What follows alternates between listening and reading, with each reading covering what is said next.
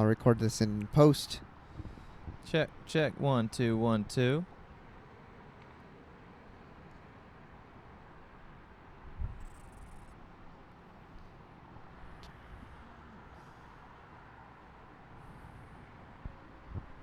Check 1 2 1 2.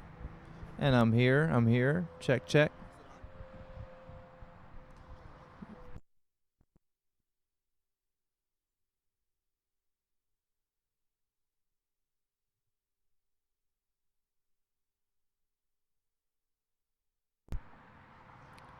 Check. 1 2. Check. All right, 1 2 good. 3. We're pretty much good.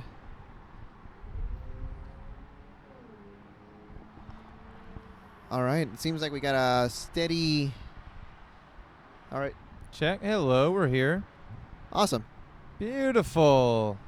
So we're in business. We are in business. All right. So hello, everybody. Welcome to the UltimateBS podcast, the podcast about everything related to the Ultimate Bringer show. I have with me today one of our competitors, Conor Romero. How you doing, Conor? Can I just describe the scene real quick? Sure. Where we are right now, what we're doing. Do it. Where are we recording, man? I'm new from California. I'm from New York. Right now, all I know is we're somewhere in California. Sherman Oaks. With Sherman Sherman Oaks. Thank you. Telling me where I live. I live in Sherman Oaks, on top of a rooftop with the freeway going by us, and there's a sunset that's so beautiful, majestic. And I'm in another world, and I'm very happy to be here, and we're doing our thing, man. Yeah, this is going to be the first official video podcast. Yes. And I wish you guys could see the scenery we're looking at. It's we're beautiful. literally on a roof right now. It's so nice. Let's see if we can turn the camera Can around. we? Let's see. This is our light substance. Oh, shit. I'm dropping the mixer. Everything seems fine. All right, cool. Let me see. Actually, come get it a little bit closer so that we can. Am I loud? Yes. Excellent. Let's get the light in here. Lighting's great. All right, and we're drinking whiskey. Yes, we are. Cheers, brother. Cheers, brother. All Thank you very much. Cheers, everybody. Boom. Whiskey does not taste good if you've been chewing gum. Yeah, it definitely changes the flavor of it a little bit. So this is completely unscripted. I have no idea what we're going to be talking about today. But since it's a podcast about the Ultimate Bringer show, the stand-up comedy competition that I host, I guess we'll start with that. Like, what are your feelings about this show? How did you like performing the first time around? Just to let the audience know, we have been Conor's performed a maximum of 2 times so far, and he's signed up again for the 3rd show, which is going to happen later this month on July 26th. So yeah, Conor, tell me about your experience. How have you liked the show? What was it like showing up the first night? What was the crowd like? Just tell me all your feelings, dude. So, I'm from New York. I'm not really a stand-up comic. I've been acting for 20 years. I moved here in January with ideas in my mind that I wanted to experience what comics go through, because they go through something very different than any other art form, in my opinion, in my eyes. It's the rawest performance. It's instant interaction. You have a goal, make people laugh, and you know very quickly how they react based off their, it's your own lines, it's your own performance, you're on stage. Audiences react instantly. When I do a play as an actor, someone else wrote the lines, someone else directed it, someone else told me where to stand, where to do, and I came up with the character. But so doing stand-up for the first time really in LA, and you gave me the first real live audience. I've been doing it in front of comics. I don't really count that. Comics are biased in all kinds of ways. But in terms of an audience, it was unbelievable. And it's a blur. It's honestly I still remember it, and I recorded it. You recorded it. Mm-hmm. I still haven't watched the tape, to be honest with you. You haven't watched the tape? I put a lot of time into that, dude. Sorry. I've been too scared and shy to really. Here's the thing, though. I'll be honest with you. Even when I do whatever I do, I have a hard time watching myself. That's my own insecurity. I get that completely. That I need to get over. I have sent it to other people. I've been critiqued by other people, what I did good, what I didn't do so well. Apparently I cursed too much. And I was like, oh, wow, okay, fair enough. Like, maybe I have Tourette's. I don't know. But it was unreal. It was like, what an experience to get up. Here's the thing. What's people's number one fear as a population? From what I've heard, it's probably public speaking. Public speaking. And what do comics do? Not just publicly. public speaking, but I have to make you laugh. Yeah. That's not easy. That's crazy. Yeah.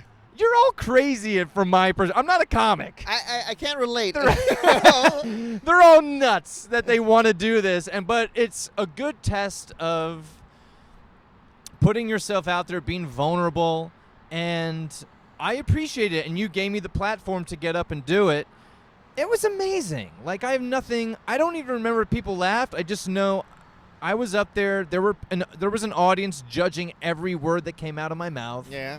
And that's the job. Yeah. Right? That's what it's all about. How long have you been doing it? How long have you been doing it? I don't remember. I tell everybody that I've been doing it. I had to put all the days back to back. I've only been doing it 6 months, but I've been saying that for 6 months now. Okay. So Okay. It's probably been like I'm officially a year in. Nice. But I started back in 2015. I think was the first time I ever went up. Wow.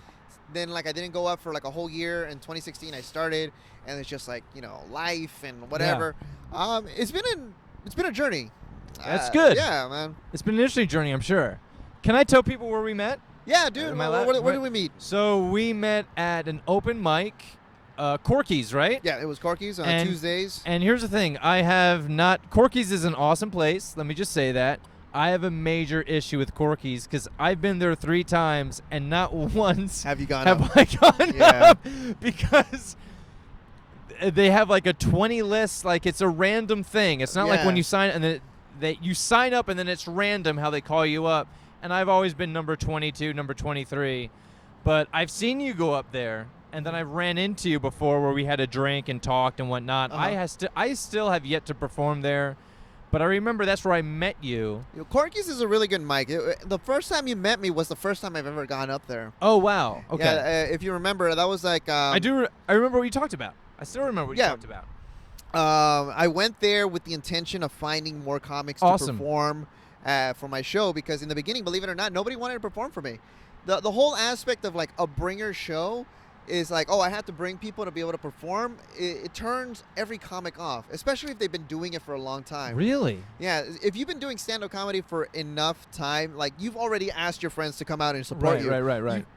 You've run out. Nobody's like, it's like, is it going to be the same thing? Nobody is willing to come out and show, like, watch you perform unless you're absolutely new, because they want to support you. Right. You take a guy like a comic like Rob Banks, who headlined my last show. He's been doing it for I don't know how many years, but just enough that he's good, but all his friends already know he's good, so why are they going to come out? Yeah, exactly. So he needs to build his audience. Yeah, the whole aspect of my show is that like there's like a balance that I have to find. Amateur comics are going to bring the most people. Yeah. More seasoned comics are not going to bring that many people. Interesting. Amateur comics aren't going to be as funny as the seasoned people. And, it's just like, the seasoned comics is going to be funnier, but the amateur comics is going to be more people. So you got to find somebody right in the middle. Mm-hmm. Well, what was interesting, again, back to like the first time I performed, was like it was such a good crowd, because there were a lot of beginners, I remember. Like, that was my first time in front of a lot of a live audience. And I remember there was like 1 or 2 other people that like I at least felt was their first time in front of it. But I remember the audience being very supportive and like... They were. Right? And I was like, wow. I was blown away by the amount of the outcome of people that came out. Like, it was like a packed house. Yeah, it was. You had to add seats. We packed it out the 50 night. I think there were like 40 people that night. I don't think it holds more than 20. Yeah, there were people standing. Seats. Yeah, my friend was in the front row, and my roommates, and I remember you adding seats for them to sit there. Yeah, and I was like, "Oh, great! Thank you for sitting in the front row, so I can see you the entire time." Yeah, totally, man. But it was so surreal, and it's such a different. Like, I remember, like, as an audience member, what it looks like, but when you're up on the stage, time just moves differently when you're on stage, right? Do you lose track of time? To tell you the truth, I don't know when I've been up. How you don't know what? Like I black out. Yeah. Like I all I know is that I went up, and then when I'm off, I'm like, okay, what happened? Right. It's a weird sensation, and from the people that I've talked to who've been doing comedy before, for a long time, they'd say that like, oh, that's good because that means you're in the moment. In the moment, right? I mean, I guess it's good, but at the same time, I don't have any control over like what's gonna happen at that Right. moment. You know, That's pretty cool. Yeah. That's pretty sweet. No, it was awesome. And then again, like you're doing it every month, and I've seen this grow from the beginning, more or less. We're still growing, dude. Still growing. Yeah. Still growing. And like that's why I've been like, I think I was a part of the first or the second show. You were the first. You were on In the the first first show, show. and you were on the third show. And the third show. We've had And 4 now the so fifth far. show coming up. Yep. And just seeing how it's progressed within 5 months, because it's been, what has it been, 5 months now? Mm-hmm. Don't tell me it's been 5 months? Yeah, if it's the Jeez. 5th show, yeah. Jeez Louise. But just seeing how it's grown, and for me doing this for the new, I'm brand new. You're providing an outlet for a lot of comics that don't necessarily know where or how to perform and what venue, and I got nothing but praise and appreciation, so thank you, man. It's been a great experience, and I hope it's only going to get bigger and bigger and bigger, in my opinion, my estimation. Well, thank you for believing in the show. I do. I really do. You know what? A lot of thanks goes to Joe Menente, who owns that location. Yeah. That guy is completely like, he's gonna be talked about in the future about like, you know, he's the reason that people started their careers. I'm entirely grateful to him for letting me, you know, host a show. Like, right. You know, my How own did you show. get in touch with him? Just doing the fourth wall. I was going to the fourth wall before it became the great open mic that it is right now. Okay. For those of you who don't know, the fourth wall has this system and where like you can sign up online for a specific hour. You pay $5 and you get 5 minutes. There are 9 slots, and the comics are not allowed to leave the room, which is great because that means there's 9 comics in a room at a time for 5 minutes that you've paid for. You know you're going to go up. You know the spot that you're going to be in, and you're going to have a 9-person audience, which is more than you need if you're practicing new material. Yeah. And before that system was in play, it was like a 6-hour open mic, and where you showed up, and then you know the same thing. Like there's an on-deck system, like first come first serve, and you would get your 5 minutes for $5. But eventually, he changed that format, and it's just been like a very popular open mic. Is that the original? Is that the original fourth wall? Because I know there's a few of them. Yeah, no, there's 2 locations that I know of so far. There's a fourth wall in North Hollywood, which is the original, the one that was in the Farmers Insurance building. He still has the sticker there on the window. And he recently opened a second location in Hollywood, which is in Koreatown. Yeah. Which is the Hollywood. That I know of fourth wall. too as well. I haven't performed there. That's interesting. I performed there. It still doesn't have the juice on the walls. How can I ask you? So I don't, because I'm still learning stuff about you as well. Yeah, what's up? How many open mics have you done here in LA as a comic? How many different venues have you done? I think a handful of 10. Handful of 10? Yeah, that's like a good amount. Different That's spots. good. You know about the LA Comedy Bureau, right? Yeah, and it tells you where every open mic for That's every right. night of the week. Yes. That's how, when I learned about that place, that's when I started going. The first open mic I ever hit was Flappers in Burbank. Awesome. They have a 3-minute mic on Thursdays, and that was the first time I ever did open mic in front of somebody. Wow. It was nice, but the whole thing about the bucket system is that you can spend 2 hours in a place and be last up. And you're the first one to sign in. Yeah, dude, you're there, and then you never go up. It's like when I like realized that, I was like, oh man, is this what it is? Is this a craft? It's just like, if you go up, you learn. Yeah. And there are people who are getting pissed off that their name isn't being called. They're like sitting there. They don't give a shit what you're talking about. The thing to learn about every open mic is that nobody's paying attention because they're all waiting to go up and do their material. That's it. No, it's so true. They don't care what you're talking about. Yeah. Why am I not up now? If you're lucky, you'll go up first and and do your spot, and then you'll have a crowd, because the later in the list you are, the thinner the crowd gets, and then you don't really get a reaction out of them. It's funny. Like when I first started doing open mics, I really learned how to get the feedback, because sometimes you'll tell a joke and nobody will laugh. but everybody will shift their weights in the chairs, and you'll hear the the chairs squeaking.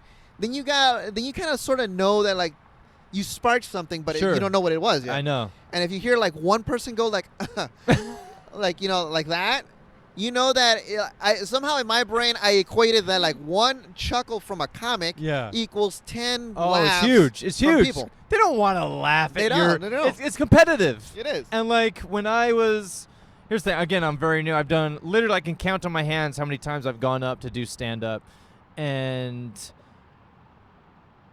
as you said, like I've been going to Haha, which is in North Hollywood as well, Haha Comedy Club, and it's one of those situations where I don't expect people to laugh.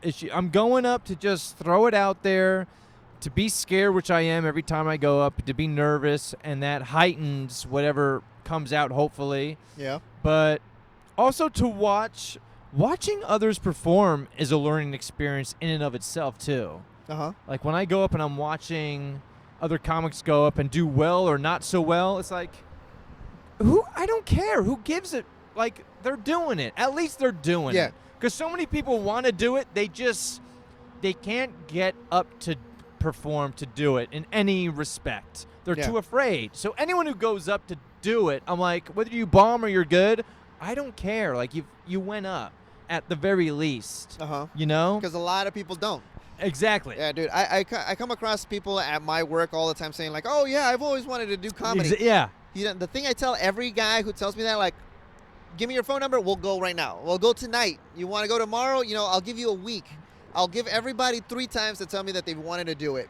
At the 4th time, if they haven't come out, that's it. I'm not going to give them my time. I feel you. It was like, I want to find the people who are interested in it. Yes. And you can only find those by going out.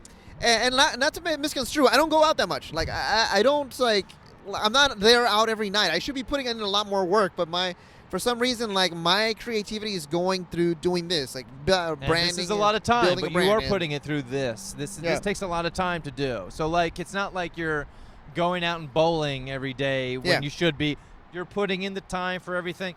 But here's the thing I want to ask you is, I lost my train of thought. I had something really good for you. Hold on. I got it somewhere. I lost it. Never mind. Was it regarding open micers? It was regarding... It was something to do with open micers, people telling you that they want to do it, and then they don't. Again, I think it comes back to like it's scary being up there, man. Yeah. It's not.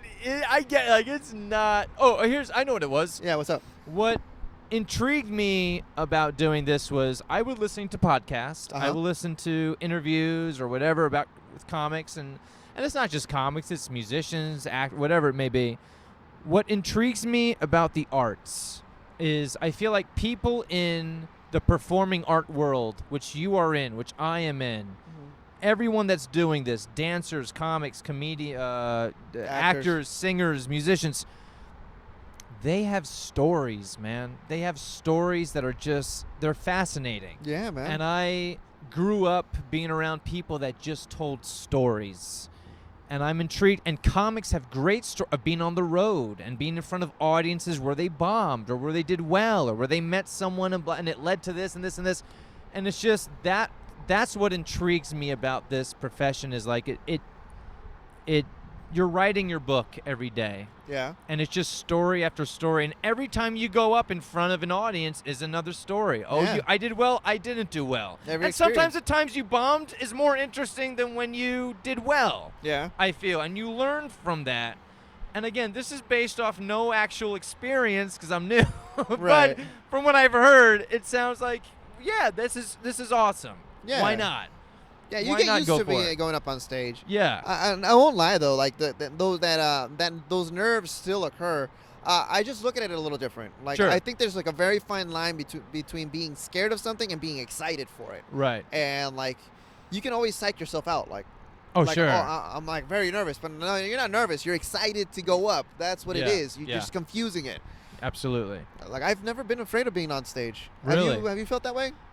I mean, you've been doing acting for 20 years? 20 years. I've been acting 20 years, and I've done 3 different plays, looking to do another one. And the most nervous I've ever been in my life was opening night of a play. Uh-huh. Because opening night of a play is just This is it. like it's interesting because like when I do stand up, I'm not as nervous, and I don't know if it's because I'm older and I have more experience performing, Uh-huh. but I'm more nervous opening night of a play, and I think it's because I'm about to be up there for an hour to 2 hours. Yeah. Whereas stand up, I'm going to do an 8-minute set or Yeah. a 10-minute set and I'm off. And it Yeah. goes where it doesn't go. And then fair There's enough. a lot more writing on a show, especially if those are paid shows. Right. Were the gigs that you had, were they like people paid tickets to watch Yeah, it? people pay tickets when Yeah, I you did wanna- those. you wanna and deliver. and you've been rehearsing for months. But stand up is it's the rawest form of performance. Dances are choreographed. Singers, songwriters, musicians, they have time to prepare and rehearse. If you come up with a new set tonight, Uh-huh. you can rehearse it all you want, but really you don't know if it's good until you perform it in front of a live audience. Yeah. Because they're going to tell you if it's good or not.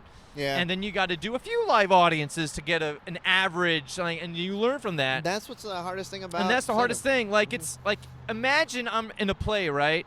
And we're saying, okay, during rehearsals, we're going to allow a full audience to come judge you during a rehearsal.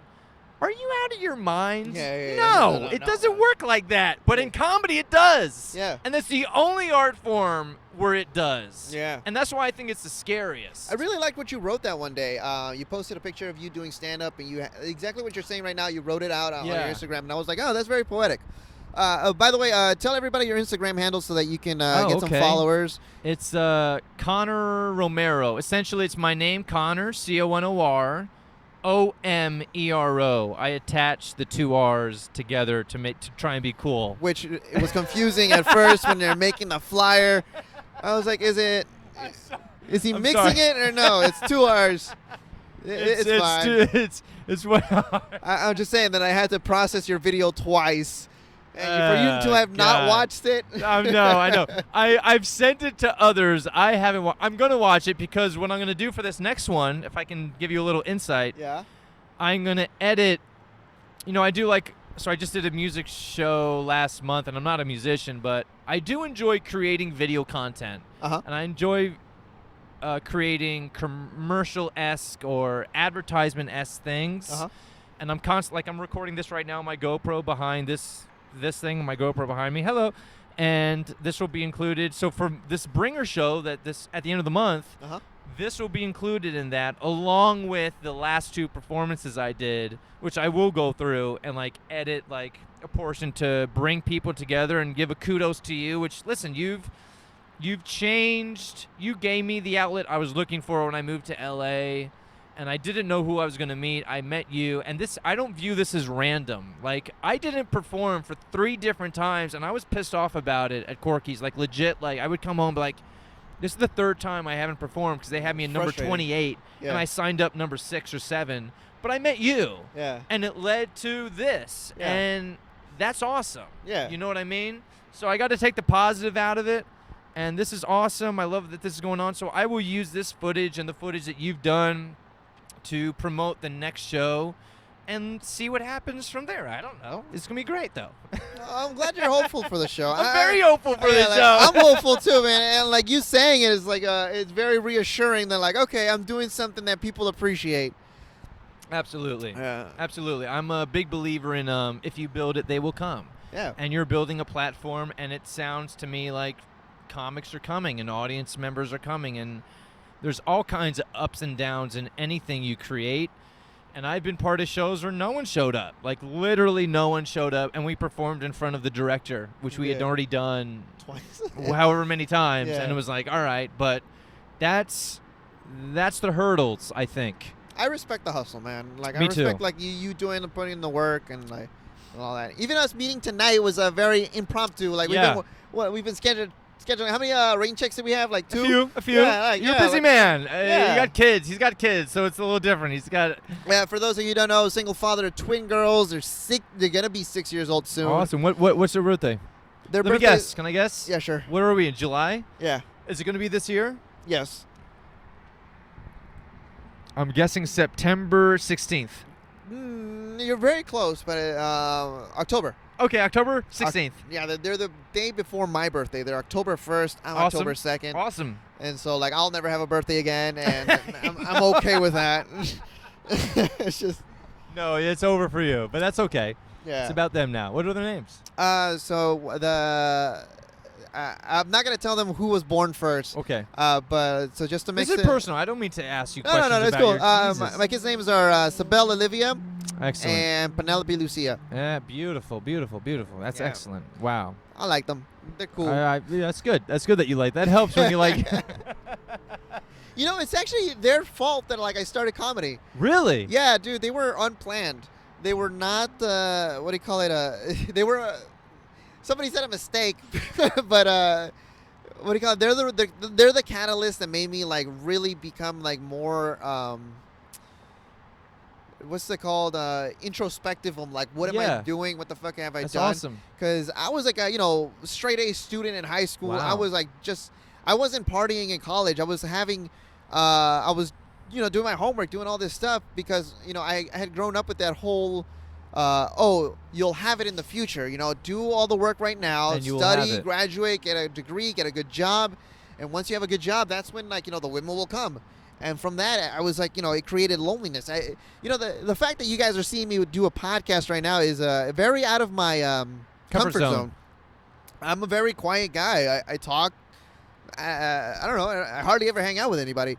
And so this podcast is like one of those excuses to hang out with more people, It's a great excuse. interview, Great excuse. and get to know people, how to talk to people better. Yeah. But yeah, when I had the kids, it was just like, where the fuck is my life going? I was supposed to be successful, and now I'm a father. And the fact that it didn't work out between me and baby mama, it was just like even more of a like, fuck, now I'm the thing that I didn't want to be, which was like, I wanted to have a family unit if I was going to have a family. And then I started thinking about like, what is it that I want to do, And then when my baby mama left me, I went through this period of like, what the fuck is going on with my life? And during this depression or whatever, I found the Louis C.K. channel on Pandora. And that was the first time I had laughed in such a long time, which started like me listening to comedy every day and realizing that like, hey, I've been listening to comedy my whole life since I was like 5 years old, listening to Bill Cosby. Fucking, there's already two names that the people don't want to hear online. Louis C.K. and Bill Cosby are my inspirations. Or Richard Pryor, and it's just like my parents were completely cool with it back in the day. Like, growing up, like you're 8 years old. Let's watch this comedy special. They're saying bad words, but that they're like performers or whatever. Right. And I've just been around comedy my whole life. That's and interesting. when I finally decided to be like, hey, I want to do this, the first time I ever did it, it was one of those moments where like, I wish I would have been doing this sooner. You know what I mean? Like, I wish I would have started a long time ago. I wish I would have tried it a long time ago. And that was the first time in my life that I ever felt that way for anything. And so that's what made me like, I want to do stand-up, That's awesome. And I'm now just pursuing it. But you know what? I understand what you're saying about that, about like, I wish I had seen this sooner, but at the same time I go, maybe it's perfect timing you didn't. Yeah. Because what I see as well is like, right now, what you have going for you is the life experience that you can draw from. Because I see a lot of people who start the entertainment business young, and it spoils them. They hit success early in their teens and their 20s, and they expect that to keep going. It's like, at right now, whatever you get, you deserve. Yeah. You earned it.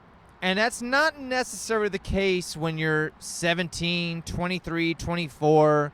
At 30 plus, if you get something, you earned it, in my opinion. Okay. That's how I feel. So whatever you get right now, you're building this thing, this Ultimate Bringer show. Yeah. You're earning it. I have a hard time accepting it. I know, but that's okay. But I'm saying this because I've been acting 20 years, and like, listen, I've done well in my 20s, but my struggle has been, even though I've been training. Listen, I've been training since I was 12 years old, and I've read books, and I've studied, and I've read books and documentaries and things like that, and about the craft of acting, this and that. But I see people hit 30 who have been successful early on, and they go through a dip. And they go through a dip of, I was successful at 16, 17, 20, 25. Why am I not now? And it's because you get more opportunities when you're younger, whereas when you hit 30 plus, you're forced to work for it differently. Uh-huh. From my experience. Not that this is the truth, but from my experience. And like, I'm almost happier that right now is the time you're hitting this rather than early. I think so too. You know, it's a blessing. Everything happens for it's the a blessing. reason. Like I said, like they're the catalyst. Had Yeah. it not been for them, who knows where I would have Exactly. been. I would have probably been in a 9-to-5 job doing what everybody thought. You know, I Yeah. have more fun doing this. As you should. I have 1 unit left before I actually graduate. You know that? No, what? 1 unit left. What's that mean? 1 unit? Like 1 unit college unit. Okay. Before they give me the diploma. I dropped out quick. I'm sorry. Yeah. Continue. Um, Okay, 1 unit. It's a new lingo to me. I don't know this. Okay. Yeah, so like, so basically in college they have like, you know, every class is like 3-unit It's class. a credit though, I thought. Credits? Credits? Is You it? call it lingo in California? In New York, it's credits. Okay. Yeah. Okay. So you have sure. 1 lingo or one credit left. before Okay, they give before me you the can diploma. graduate. Yeah. Okay, cool. And so like I don't think I'm gonna go back for it. Okay. Oh, interesting. You know what you want. Yeah. It's one Awesome. of those. That's like, why I dropped out because I knew what I wanted. In 2 months, I dropped out. What you study? What were you studying? I wasn't studying anything. I dropped out. Just okay. No, I was studying. I was in for psychology as a major, Uh-huh. and 2 months in, I knew acting was the thing. Whether it was going to work out or not, I That's didn't fucking know. awesome. How old And were you when you found out? Did I have my birth? No, I was still 18. I was still 18, about to turn 19, and I was like crying. Like I remember one day like coming home crying from college. Like I don't want to be here. Like I'm Yeah. not. College was a very. Listen, you go to college, you have a good time, you party. There's a lot of that atmosphere, adrenaline, and you study and like that. I wasn't a part. I was very lonesome and like. If it's not for you, it's not for you. It wasn't for me. I knew what I wanted to do, and I left. 2 months in, I left. And the next, I remember dropping out the next day, getting a call from my acting internship, which I had over the summer. Uh-huh. And they were like, "Would you like to come work for us as an intern again?" I said yes, and that was my sign. Yeah. I was like, "Yep, this is what I'm supposed to be doing." And ever since then, I kept doing that. that I it. just knew, you know. It's just one of those things. So. Did you ever, like, from a younger age, know that, like, were there signs that, like, you were meant to be on a stage, or at least, like, you were great in front of people? Here's the thing, like when you're a kid coming up in this, you get the benefit of the doubt. Okay. Even if you're awful on stage as a kid, people will applaud because you're a kid. Yeah. And they're going to give you that respect, and they're going to give you that encouragement that you Yeah. don't get when you're older. Like it gets harder when you get older. So I know that coming up in my teens, I trained for 4 years before I went out to audition or got an agent. Like I trained in Ireland, and I trained in England, and I came to LA for workshops and things like as an actor and whatnot, and did all that stuff. And in New York, I was constantly training. And I just knew, and I wasn't good. I was bad. Like looking back, I was like, "You were not good. You were bad." And even today, I don't know, but it was all a learning experience, as how I'm looking at it now. Yeah. Like it got me to this point, and I don't know if I ever had a moment. I know. Listen, when you get something, if you audition for a role tomorrow and you get it, isn't that confirmation that hey, maybe I am pretty good? I got this part. To some extent, right? Uh-huh. So I had a few of those, which helped the confidence. And really, the confidence is in my opinion, one of the biggest things. Like if someone's booking you for work, it's building your confidence. There are a lot of, in my opinion, not so great actors that are working because they have a certain look or they fit a certain demographic, but their confidence is skyrocketed because They get that they're getting that, confirmation you bias, know, yeah. and they're not the best actor. I know the best actors that are you've never heard of because I've come up with them in class. I've seen them perform in class. They'll make you cry. Right. And so it's this is a weird industry that we're in.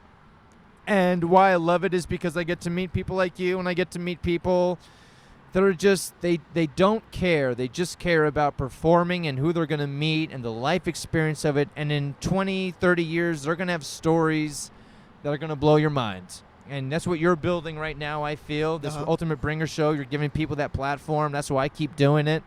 And I'm going to keep doing it forever. I don't care what anybody says. Where do you see yourself in 5 years if like you're continuing this hustle? 5 years. What would you like to be? What would you like? Great question. 5 years. I'm 35. I'm self-sufficient. I'm working on the projects I want to work on with the people I want to work on it with. I'm volunteering when I want to volunteer. I'm traveling when I want to travel. I'm meeting new people, and I'm building my network even more so than wherever it's at. And I really want to give my friends the opportunity to perform in films. I want to be directing in a few years. I've been acting, and I want to still act, and hopefully things will be coming my way at that point where I can make decisions. I want to work on this, not on this.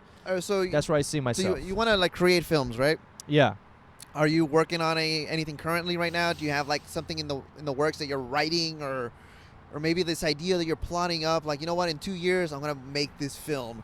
Yeah, it's interesting because again, I came out here with a notion I wanted to get involved in comedy and music. And not that I want professions in either of those things, but as an actor, I'm curious about those things because it's performing, and you don't always get a chance to perform as an actor. But as a musician, as a comic, there are open mics. As an actor, no one cares if you go up and do a monologue as an open mic. Maybe but not really. It's really for the comics and the musicians and singers, in my opinion. Okay. So I just did a music show, and I met someone who knows someone that wants to just produce short films. Okay. Well, I have a lot of short film ideas. A lot of from that, even from music, which isn't in the filmmaking industry or whatever, I met someone that wants to make short films. So I'm hoping that leads to something. Okay. Or whatever I write. Well, what was I don't even remember the original question. I'm sorry. Well, I'm trying to remember all too. over the place. I'm all over the place. I'm sorry. I guess I'm saying drinking whiskey. I'm sorry. The question was, are there any projects you're currently That's working right. on? I apologize. Right now? So yes, there are. I just worked on. Right now, the projects I'm hoping to work on are things that I've written with people that are interested in making them. And this was an example of I did a music show, and there was a guy there that knows someone who I trust, I've worked with before, and we're in contacts, and he's like, let's put this together, whatever it may be.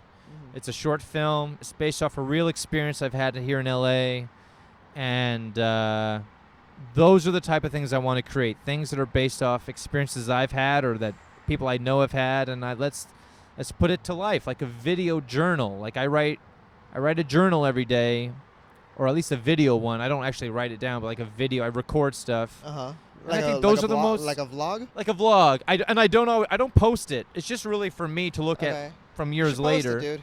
Huh? You should post them. Well, my thing about posting stuff is, here's the thing. We live in a world where whatever you do, post it and show people, right? Yeah. And the problem with that is, as awesome as it is, sometimes people post things too soon, where maybe they should wait a little bit and develop it a bit more. And that's just my opinion.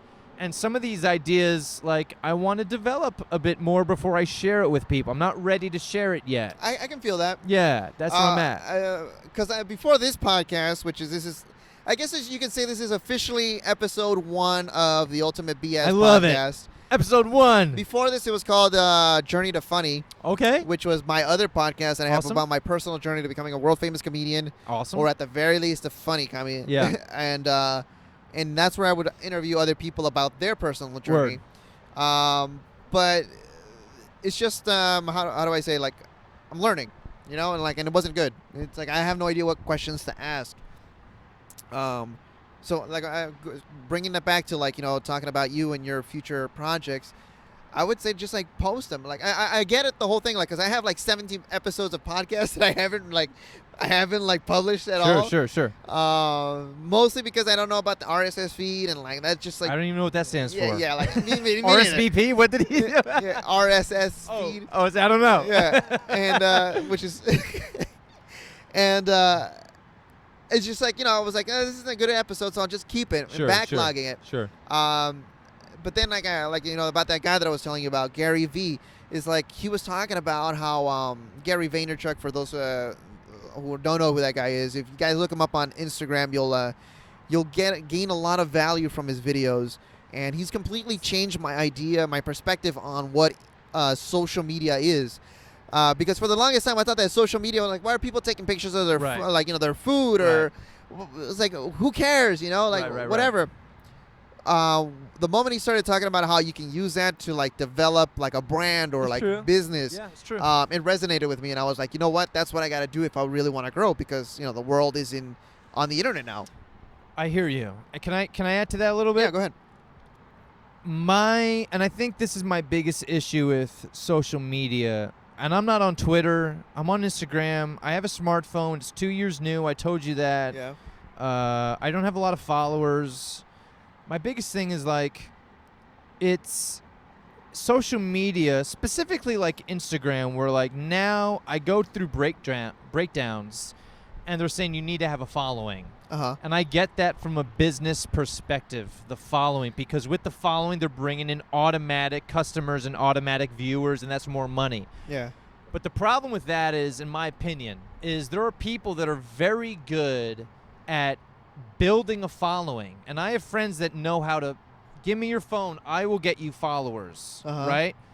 They're very good at that, but they're not good at the actual art form of whatever it is they're doing. They're not good at, like in my world, acting, right? Yeah. So I'll get on a set, and I'll be with an actor, and God bless them for trying, God bless them for doing it. I know you're not trained. You don't really know what you're doing, and you're learning, and that's okay, because I've been there, but you're here because you have a following. And the problem is, over time, the performances are dwindling in my world, where I'm recognizing I'm working with actors that don't have the caliber as someone who's better, but the person who's better doesn't have the followers. And I'm going, why are you here? That's like if I go to, if I get my knee injured and I go to a doctor tomorrow and he's like, I'm a new doctor, but I have a lot of followers. I don't care how many followers you have. Fix my knee. Yeah. And I feel the same way in the acting world, because when I talk to people that are like have been doing this for 50 years who are teaching and they're seeing people coming up, they all say the same thing. The level of actors are getting less and less and less and less. And now with social media, it's only going to get less and less and less and less, because they're more interested in being good at this and not good at the craft. No one cares about the craft. I care about the craft. Get good at the craft, and the followers will come, not the other way around. That's how I feel. That's why I'm not good at the social stuff. I don't know what to do with that. So that's always been my thing of, I'm not going to post this and this and this. I'm cared about, and I'm not the greatest. I'm not saying I'm a great actor, but I'm just saying that's been my viewpoint from what I've observed over years of like watching this. And it's something you can only gain from like actually doing it yourself. So you can, from doing it yourself. Yeah, like I mentioned earlier in our conversation, like before the podcast, that like I know comics who have been doing it for so long, they can gauge when somebody's really in it and somebody who's just like fucking around for the right reasons. Yeah, in their mind, and I agree with that. Like the comics are so. They're real. You meet a comic, you're like, the thing about acting is a lot of actors are phony. Like we're supposed to be phony because we're pretending. You're pretending, yeah. But with comedy, it's a different world of realism, of like, this is how it is, you know what I mean? And we're going to be blunt and we're going to be honest, and like it's just a different thing. And like even the musicians that I've been seeing so far is like, there's a lot of musicians who are putting on a show because they've been watching musicians from the 80s and they're trying to be like them. Yeah. And there's a lot of like, oh, cool, man, it's far out. It's like, no. What are you doing? Like, who are you, the next Kurt Cobain? Yeah. Don't do that. You're not that. You're pretending to be like that because you think that's how musicians are supposed to be. But that's not the case, I feel, so far from what I've been seeing here in L.A. And I don't know. It's hard to find people who are authentic. Yeah. Authentic. That's the hardest thing. And I still don't know, but I'm learning and I'm curious, and I'm on top of a rooftop and it's dark now and the moon's out. I don't know. It's a half moon and that's it. It's a half moon. It looks nice, guys. I wish you guys were out here with us. It's cold. The freeway, I don't know. You can hear it. I know that like in post I'm going to be able to hear all the the freeway, the 405. A cop right over- pulled someone over on the side over here, and we can see everything. I've seen Yeah. accidents happen here. Yeah, they're towing them. It's interesting. How long have we been going for? We've been going- 44 minutes. Yeah, 44 minutes. It went Jesus. by We've quick. Been doing, it went by very quick. Yeah. Well, anyways, good. I guess so. To wrap it up, I mean, Yeah. I appreciate that you've been in my show. Thank you, man. I love that you love the show and love see it. the potential that it has. Yeah. It's exactly what I wanted when I Awesome. first started. And we'll see where we go from here. Onward and upward. I mean, this is like the first episode that we're gonna hopefully post on YouTube. If I Yes. have the courage to post it on YouTube, He's gonna post it. He's gonna post I'll it. post it. I'll post it. If it sounds well in It's gonna post, sound amazing. Well, thank you, man. And a little quick cheers. Cheers. Appreciate you. And to all our listeners, please subscribe and follow this Instagram. I'm still looking for comics to perform every month. I'm trying to do this like every last Friday of the month at the Fourth Wall in North Hollywood. Sign up at slotted.co/UBS. If you really want to, test your skills. It's called The Bringer Show because you got to bring people to get votes. And you could bring nobody. And if you're funny, you will win because people will vote for you. All right, let's wrap this up. Conor, tell people where to find you, and if there's anything, where they can find you. Find me on my Instagram, which has a full 5 posts. 900? Maybe? I don't know. Conor Romero, 1 N, 2 O's, Romero, and if you don't find me, that's okay. Maybe you'll find me in the future. This is the first of many, I feel. I hope to do this again with you soon. Yeah, man. And this would have been a great... It flew by, and we're both cold. Are you cold right now? I'm shivering. It's time to go. Thank you very much. Thank you to James. You can Thank watch you, buddy. Conor perform and try to win the title at July 26th's competition. Yes. Tune in live on Facebook. We're going to be posting it live on Facebook, and hope to see you guys there. Vote for Conor. Vote for me. I'm very insecure. Vote for me. All right, guys. Thanks for watching. Thank you, guys.